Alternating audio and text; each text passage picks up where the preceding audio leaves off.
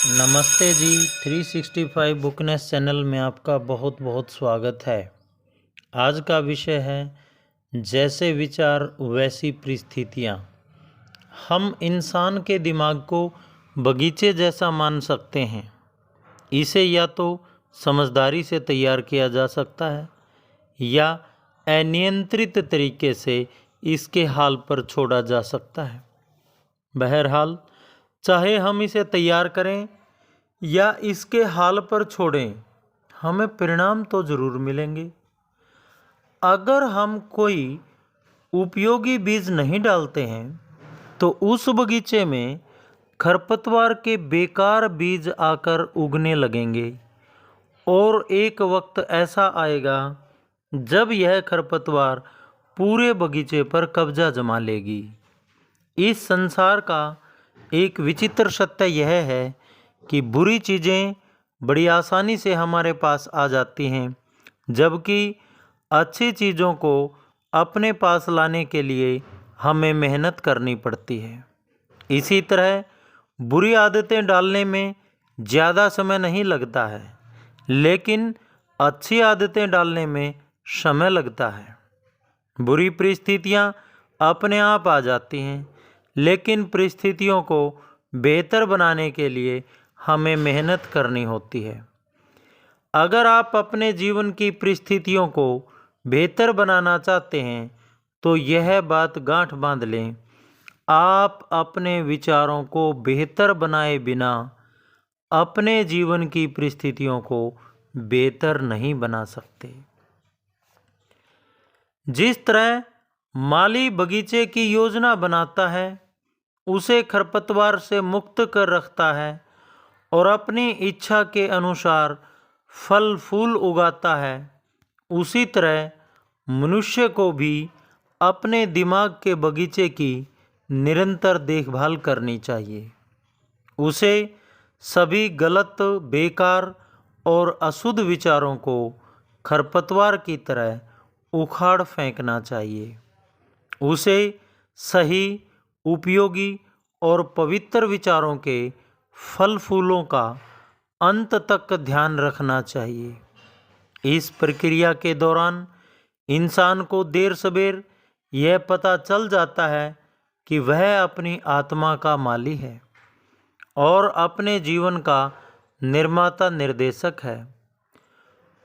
उसके सामने विचार का यह नियम प्रकट होता है और वह ज़्यादा सटीकता से यह समझने लगता है कि प्रबल विचार और प्रबल मस्तिष्क के शक्तिशाली तत्व चरित्र, परिस्थितियों और तकदीर को किस तरह आकार देते हैं।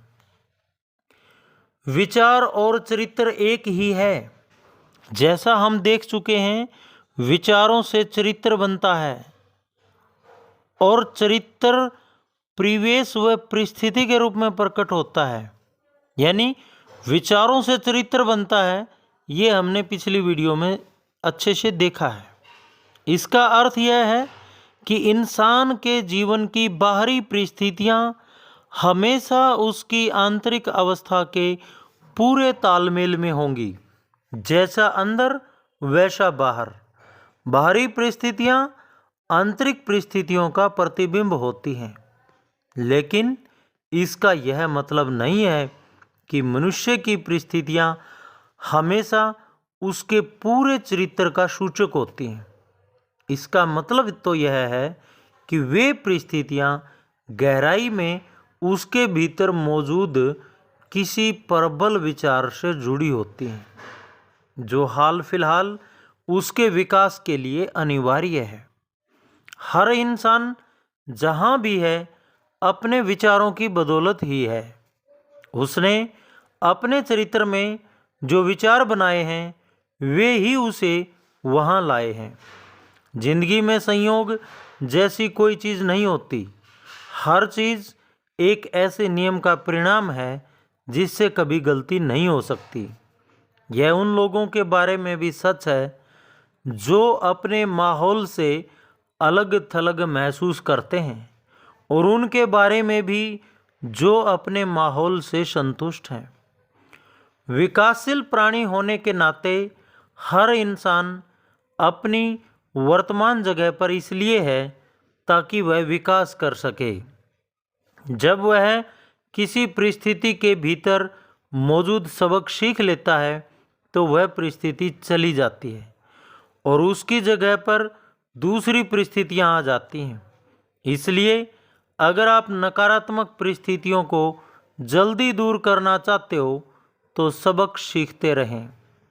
जब तक इंसान खुद को बाहरी स्थितियों के अधीन मानता रहता है तब तक वह परिस्थितियों के थपेड़े खाता रहता है। लेकिन जब उसे इस बात का एहसास हो जाता है कि अपने जीवन का सर्जन करने की शक्ति उसी के पास है तो वह अपने विचारों के जरिए अपने मनचाहे जीवन का सृजन कर लेता है। जब इंसान को यह पता चल जाता है कि वह मनचाहे बीज बोकर परिस्थितियों की मनचाही फसल पैदा कर सकता है तो वह सच्चे अर्थों में अपना स्वामी बन जाता है। परिस्थितियां विचार से पैदा होती हैं। जिस भी इंसान ने आत्म नियंत्रण और आत्म शुद्धिकरण का अभ्यास किया है उसे यह बात देर सबेर पता चल जाती है, क्योंकि इस दौरान वह गौर करता है कि उसकी बाहरी परिस्थितियों में केवल उतना ही परिवर्तन हुआ जितना उसकी मानसिक स्थिति में हुआ था, न उससे कम न उससे ज़्यादा। यह बात 16 आने सच है कि जब मनुष्य गंभीरता से अपने चरित्र के दोष दूर करने में जुट जाता है और इस दिशा में तेजी से तरक्की करता है तो बाहरी दुनिया में भी उसकी तरक्की की रफ्तार तेज हो जाती है। आत्मा अपने भीतर छिपे सबसे गोपनीय तत्व के अनुसार सक्रिय होती है और बाहरी संसार में इसी को आकर्षित करती है। उसे भी जिससे यह प्रेम करती है और उसे भी जिससे यह डरती है।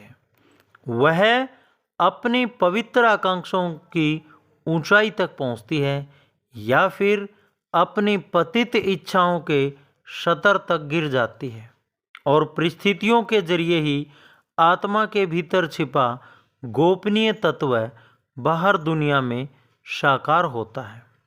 विचार का हर बीज, चाहे उसे बोया गया हो या दिमाग में पड़े रहने की अनुमति दी गई हो, वहाँ पर जड़ें जमा लेता है और अपने जैसे फल फूल उत्पन्न करता है।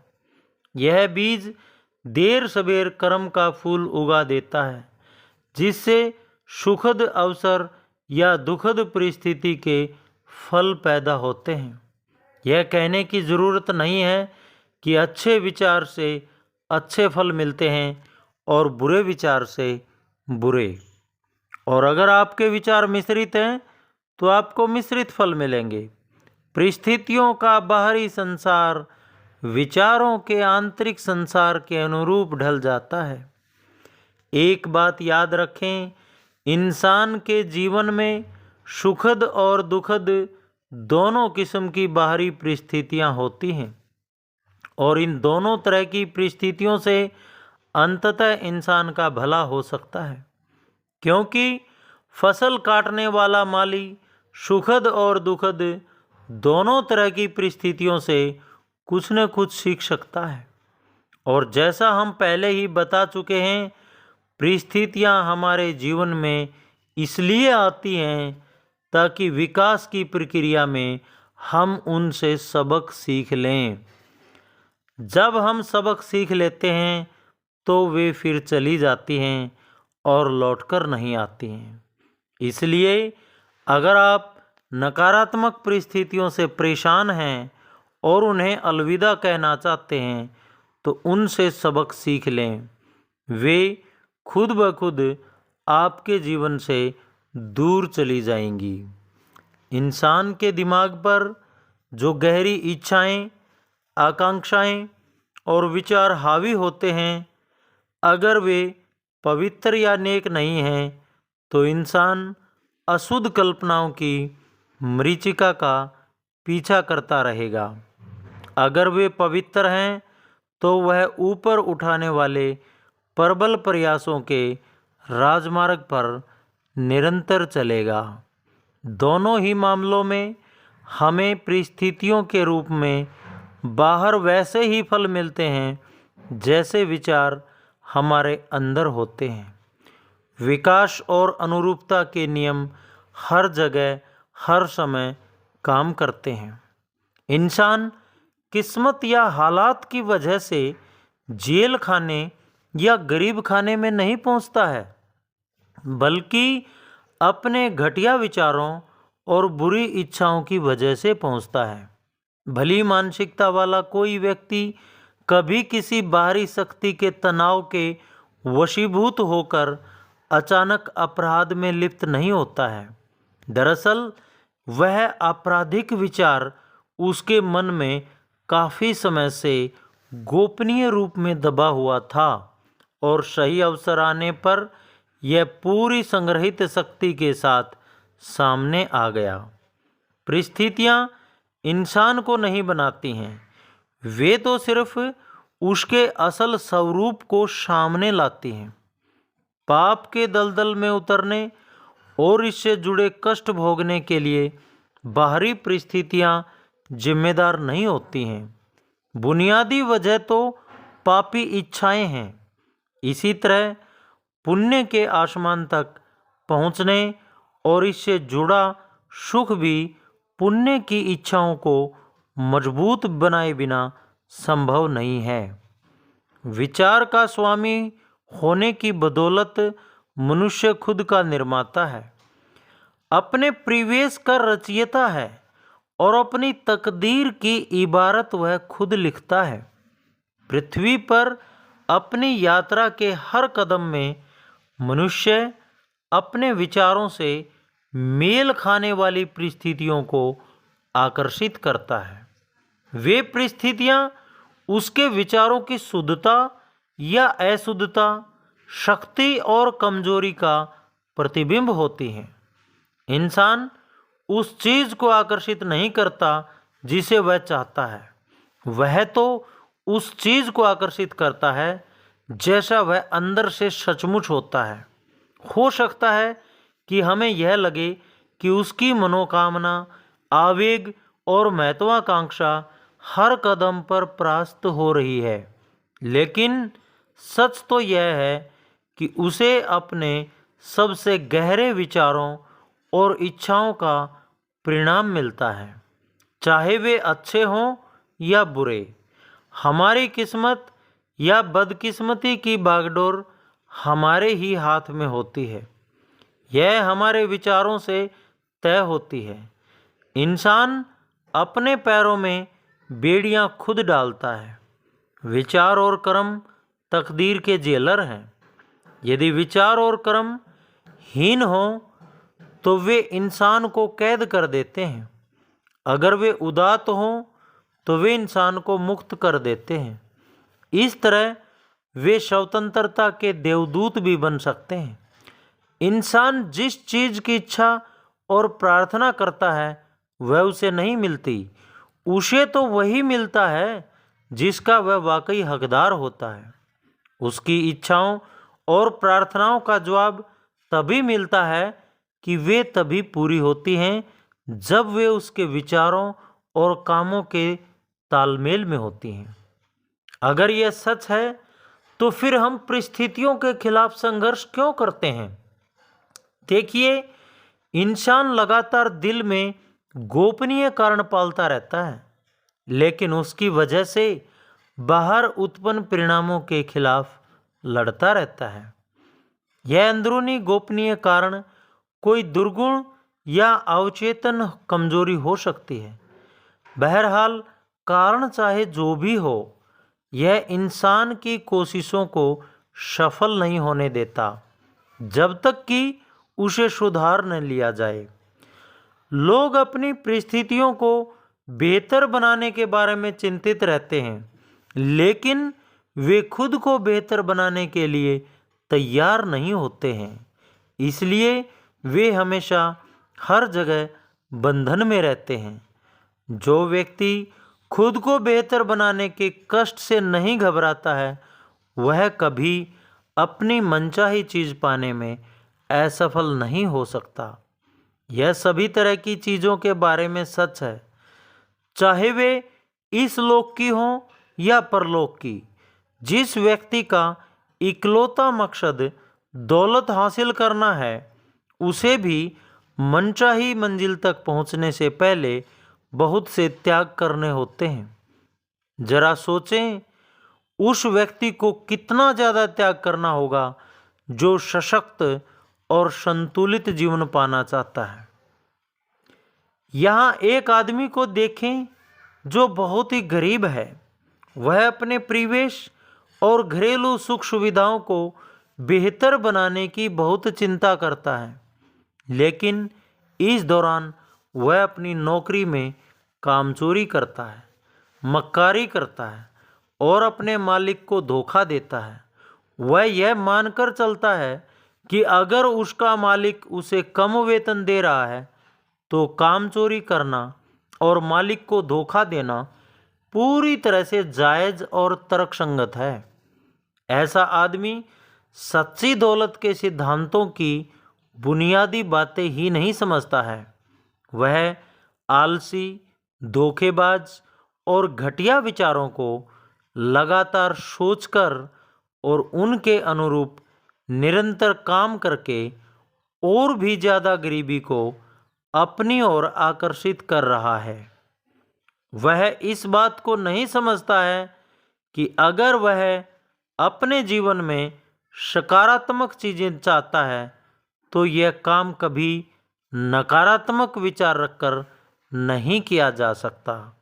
इसलिए आपको यह सूत्र हमेशा याद रखना चाहिए, अगर आप अपने जीवन में अच्छी चीज़ें चाहते हैं तो बुरे विचार न सोचें, और अगर भूल से कोई बुरा विचार दिमाग में भटकता हुआ आ भी जाए तो उसे वहाँ जड़ें जमाने और लंबे समय तक रहने की अनुमति ना दें।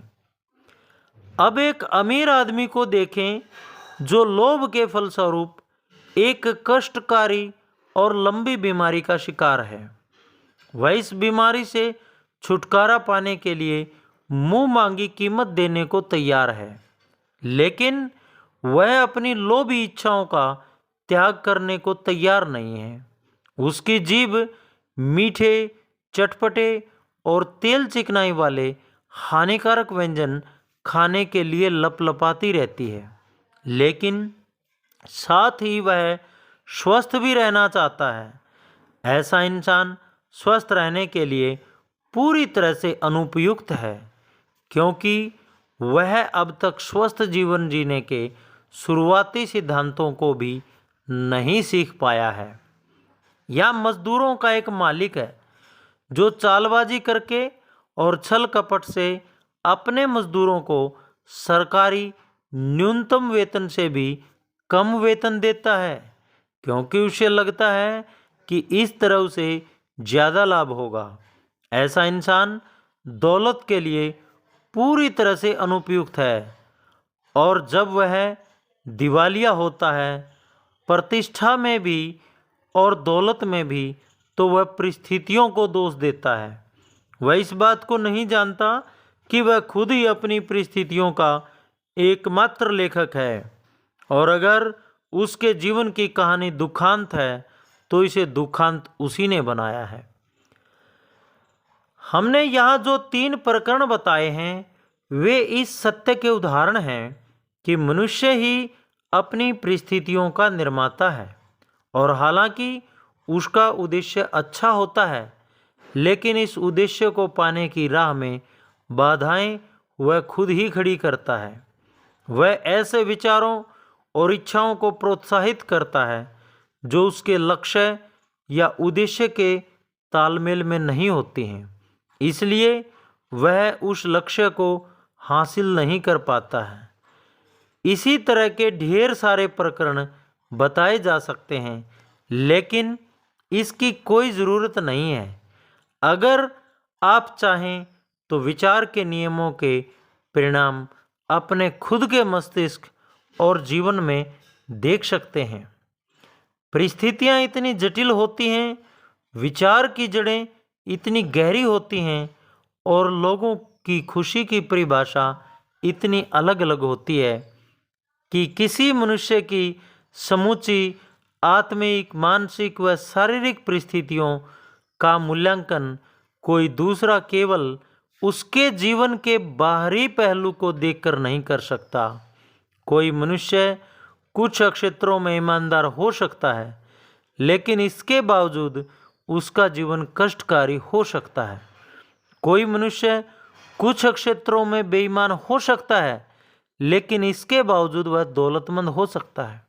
लेकिन यह मूल्यांकन पूरी तरह से सतही है कि एक मनुष्य अपनी ईमानदारी के कारण असफल हुआ और दूसरा व्यक्ति अपनी बेईमानी के कारण अमीर बना। यह मूल्यांकन इसलिए सतही है क्योंकि इसमें यह मान लिया जाता है कि बेईमान आदमी पूरी तरह से भ्रष्ट है और ईमानदार आदमी पूरी तरह से सद्गुणी है। ज़्यादा गहरे ज्ञान और ज़्यादा व्यापक अनुभव की रोशनी में ऐसा मूल्यांकन करना ही गलत है। हो सकता है कि बेईमान व्यक्ति में कुछ प्रशंसनीय गुण हों जो ईमानदार व्यक्ति में न हों। ईमानदारी भरे विचारों और कामों के अच्छे परिणामों की फसल ईमानदार व्यक्ति काटता है। साथ ही वह अपने दुर्गुणों की वजह से उत्पन्न हुए कष्ट भी भोगता है। इसी तरह बेईमान व्यक्ति भी अपनी खुद की खुशी और कष्ट उत्पन्न करता है। इंसान का अहम यह विश्वास करने से खुश होता है कि वह अपने सद्गुण की वजह से कष्ट उठा रहा है। जब तक मनुष्य हर बीमार, कटु और अशुद्ध विचार को अपनी आत्मा से बाहर न निकाल दे, तब तक वह यह जानने या कहने की स्थिति में नहीं आ सकता कि उसके कष्ट उसके दुर्गुणों के नहीं, सद्गुणों के परिणाम हैं। कुछ समय बाद ही उसे यह पता चल जाएगा कि उसके मस्तिष्क और जीवन में एक महान नियम काम कर रहा है जो पूरी तरह न्यायपूर्ण है। यह नियम कभी बुराई के बदले भलाई नहीं दे सकता और यह नियम कभी भलाई के बदले बुराई नहीं दे सकता। इस ज्ञान के सहारे जब वह पलटकर अपने अतीत को देखेगा तो समझ जाएगा कि पहले वह अज्ञानी था, इसलिए यह नहीं देख पाता था कि उसकी जिंदगी हमेशा न्यायपूर्ण नियम पर चल रही है।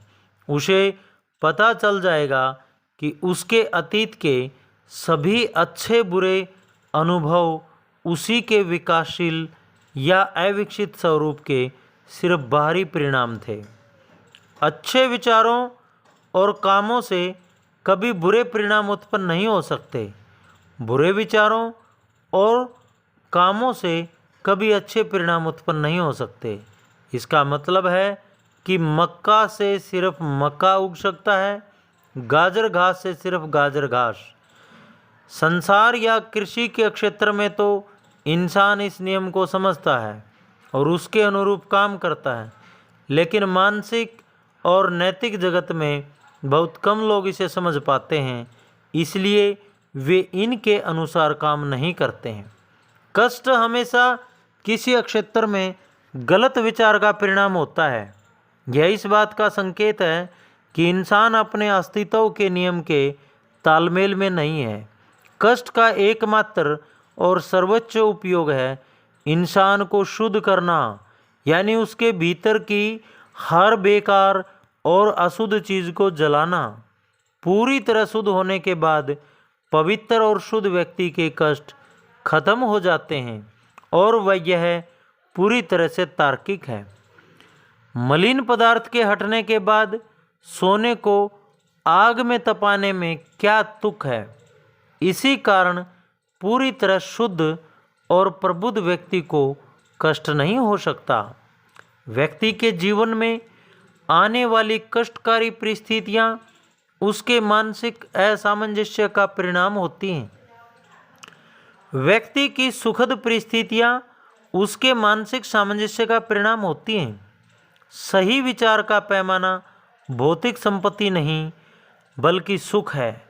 गलत विचार का पैमाना भौतिक संपत्ति की कमी नहीं बल्कि दुख है।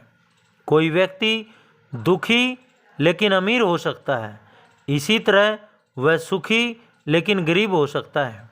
सुख और संपन्नता एक साथ सिर्फ तभी आती हैं जब संपत्ति का सही और बुद्धिमत्तापूर्ण इस्तेमाल किया जाए। गरीब आदमी दुख के दलदल में धंसता जाता है जब वह बदकिस्मती को अपनी परिस्थितियों का कारण मान लेता है।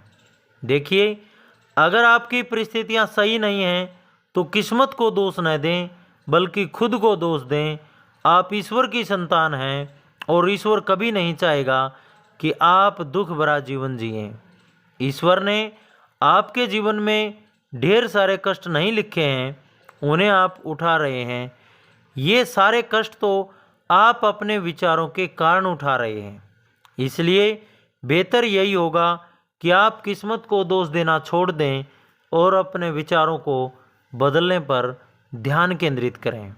नकारात्मक सोच या नकारात्मक दृष्टिकोण को बदल दें, उसकी जगह पर सकारात्मक सोच या सकारात्मक दृष्टिकोण को रख दें और फिर आप अपनी आँखों से अपनी तकदीर को बदलते देखेंगे और तब आप इस सत्य को जान पाएंगे कि विधाता किसी की तकदीर उसके ललाट पर नहीं लिखता है, बल्कि मनुष्य खुद अपने विचारों से अपनी तकदीर लिखता है। अति गरीबी और अति भोग दुख के दो किनारे हैं। ये दोनों ही अस्वाभाविक हैं और मानसिक विकृति का परिणाम है। अगर इंसान खुश, स्वस्थ और समृद्ध नहीं है तो इसका मतलब है कि उसके आंतरिक विचारों में गड़बड़ है या तालमेल का अभाव है। खुशी, स्वास्थ्य और समृद्धि मनुष्य के आंतरिक विचारों और बाहरी माहौल के सुखद तालमेल का नतीजा है। इंसान तभी इंसान बनना शुरू करता है जब वह शिकायत और निंदा करना छोड़ देता है, जब वह उस न्यायपूर्ण नियम की खोज करना शुरू करता है जो उसके जीवन को संचालित करता है, जब वह अपने दिमाग को इस नियम के अनुरूप ढाल लेता है, तो इसके बाद वह अपनी बुरी परिस्थितियों के लिए दूसरों को दोष देना छोड़ देता है। तब वह अपने दिमाग में प्रबल, सकारात्मक और उच्च विचार रखता है। वह परिस्थितियों के खिलाफ निरर्थक संघर्ष करना छोड़ देता है, बल्कि उनका इस्तेमाल सहायक साधनों के रूप में करता है जिनसे तेज तरक्की करने में मदद मिले और वे उसके भीतर छिपी शक्तियों व संभावनाओं को खोजने का साधन बन जाएं। यही नियम सृष्टि का सबसे प्रबल सिद्धांत है। अन्याय नहीं बल्कि पूर्ण न्याय ही जीवन का सार है। भ्रष्टाचार नहीं बल्कि सदाचार ही विश्व को ढालने और चलाने वाली शक्ति है। इसका मतलब यह है कि मनुष्य को बस खुद को सही करना है और इसके बाद वह देखेगा कि संसार अपने आप सही हो गया है। अगर आपने अपनी आँखों पर काला चश्मा लगा रखा है तो आपको संसार काला दिखाई देगा, लेकिन अगर आप काला चश्मा उतार कर गुलाबी चश्मा लगा लें तो आपको संसार गुलाबी दिखने लगेगा। यह चश्मा और कुछ नहीं बल्कि नज़रिया है। जब आपका नज़रिया गलत होता है तो संसार गलत दिखता है, जब आपका नज़रिया सही होता है तो संसार सही दिखता है। जब आप काले रंग के लिए संसार को कोस रहे थे तो संसार के साथ कोई समस्या नहीं थी, समस्या तो आपके साथ थी। जब आपने अपना काला चश्मा उतार दिया और गुलाबी चश्मा लगा लिया तो संसार भी अलग रंग का दिखने लगा। यानी जब आप खुद को सही कर लेते हैं तो इसके बाद सब कुछ अपने आप सही हो जाएगा। आप पाएंगे कि जब आप चीज़ों और दूसरे लोगों के प्रति अपने विचार बदल लेंगे तो चीज़ें और दूसरे लोग भी बदले हुए नजर आएंगे। इस सच्चाई का सबूत हर व्यक्ति के जीवन में देखा जा सकता है। इसलिए क्रमबद्ध आत्म अवलोकन और आत्म विश्लेषण से कोई भी आसानी से इसकी जांच कर सकता है। अगर मनुष्य अपने विचार तेजी से बदल ले तो उसकी जिंदगी की भौतिक परिस्थितियों में इतनी तेजी से परिवर्तन होगा कि उसे देखकर वह हैरान रह जाएगा। इंसान कल्पना करता है कि वह अपने अंदर के विचारों को गोपनीय रख सकता है, लेकिन यह कतई संभव नहीं है। विचार तेजी से आदत में ढल जाता है और आदत परिस्थिति में साकार हो जाती है। पाशविक विचार शराबखोरी और लोलुपता की आदतों में ढल जाते हैं, जो दीनता और बीमारी की परिस्थितियों में साकार होती है। हर किस्म के अशुद्ध विचार दुर्बल और दुविधापूर्ण आदतों में ढल जाते हैं, जो विचलित करने वाली और विपरीत परिस्थितियों में साकार होती है। डर, शंका और अनिर्णय के विचार कमजोर, लचर तथा ढुलमुल आदतों में ढल जाते हैं, जो असफलता, दरिद्रता और दास्ता की परिस्थितियों में साकार होती है। आलसी विचार अस्वच्छता और झूठ बोलने की कमजोर आदतों में ढल जाते हैं, जो मलिनता और भीख मांगने की परिस्थितियों में साकार होती है। नफरत और निंदा के विचार दोषारोपण व हिंसा की आदतों में ढल जाते हैं, जो चोट और उत्पीड़न की परिस्थितियों में साकार होती है। हर किस्म के स्वार्थपूर्ण विचार खुद के स्वार्थ को आगे बढ़ाने वाली आदतों में ढल जाते हैं, जो कम या अधिक दुखद परिस्थितियों में साकार होती है। दूसरी ओर सभी किस्म के सुंदर विचार लाभकारी और अच्छी आदतों में ढल जाते हैं, जो लाभकारी व सुखद परिस्थितियों में साकार होती है। पवित्र विचार संयम और आत्म नियंत्रण की आदतों में ढल जाते हैं, जो शांति और सुख चैन की परिस्थितियों में साकार होती है। साहस, आत्मनिर्भरता और सही निर्णय के विचार मर्दाना आदतों में ढल जाते हैं, जो सफलता, प्रचुरता और स्वतंत्रता की परिस्थितियों में साकार होती है।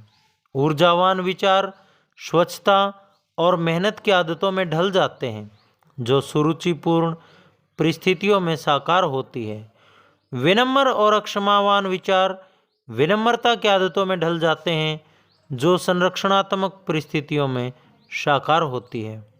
प्रेमपूर्ण और निस्वार्थ विचार दूसरों की खातिर खुद को भूलने की आदतों में ढल जाते हैं, जो अचूक, सच्ची और स्थायी समृद्धि की परिस्थितियों में साकार होती है। चाहे विचार अच्छा हो या बुरा, अगर आपके प्रवाह में लगातार बहा जाए तो चरित्र और परिस्थितियों में इसके परिणाम अवश्य उत्पन्न होंगे। ऐसा होना तय है, ऐसा न होना असंभव है।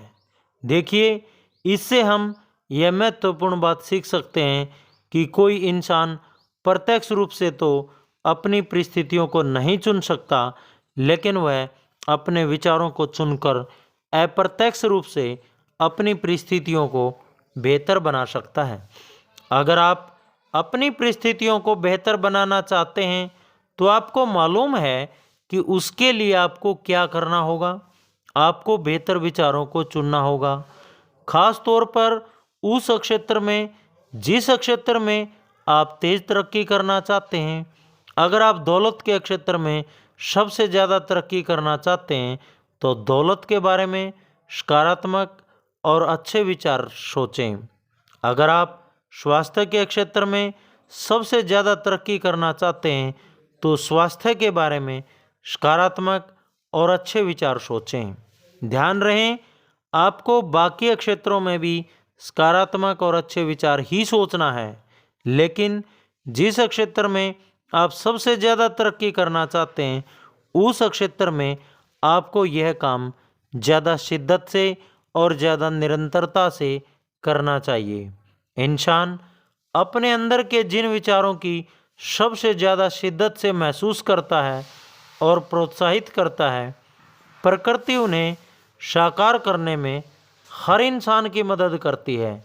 प्रकृति उसके सामने ऐसे अवसर पेश करती है जिससे उसके बारे में सबसे प्रबल विचार ऊपर सतह तक आ जाएं, चाहे वे अच्छे हों या बुरे। व्यक्ति अपने पापी विचार छोड़कर तो देखे, सारी दुनिया उसके प्रति नरम पड़ जाएगी और उसकी मदद करने के लिए तैयार होगी। वह अपने कमजोर और बीमार विचार दूर हटाकर तो देखे, उसके दृढ़ संकल्प की मदद करने के लिए हर तरफ अवसर ही अवसर प्रकट हो जाएंगे। वह अपने अच्छे विचारों को प्रोत्साहित करके तो देखे, कोई भी बदकिस्मती उसे दुख और शर्म के दलदल में नहीं फंसा पाएगी। दुनिया बहुरंगी है और यह हर पल आपके सामने रंगों का अलग अलग मिश्रण पेश करती है और ये रंग हमेशा आपके चलायमान विचारों की तस्वीरों के तालमेल में होते हैं। इंसान की इच्छा शक्ति, वह अदृश्य शक्ति, अमर आत्मा की संतान किसी भी लक्ष्य तक पहुंचने का रास्ता बना सकती है। भले ही रास्ते में पत्थर की दीवारें खड़ी हों, विलंब होने पर अधीर न हों, बल्कि समझदारों की तरह इंतजार करें। जब हौसला उठकर आदेश देता है तो देवता भी कहना मानने के लिए तैयार होते हैं। धन्यवाद।